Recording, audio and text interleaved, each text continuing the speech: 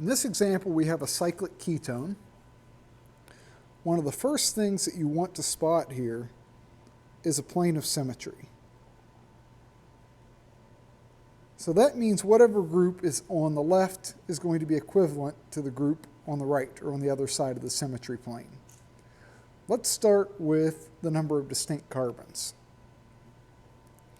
Our first distinct carbon type is the carbonyl carbon.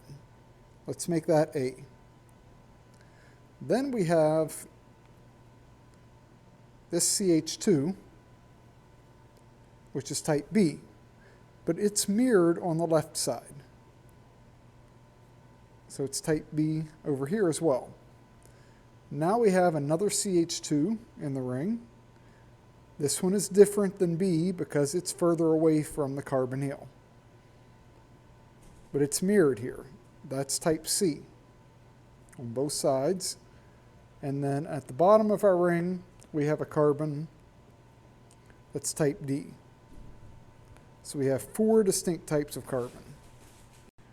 Now when we want to determine the number of distinct hydrogen types, you still want to keep in mind the symmetry that runs through this molecule. It runs through this carbonyl, through the carbon, and through this carbon on the bottom. Let's go ahead and draw in the hydrogen so we can keep track of them. 2 here, 2 here, 2 here, 2 here, and 2 here. Right now, just like we did with the carbons, we have these 2 hydrogen that are equivalent to these 2.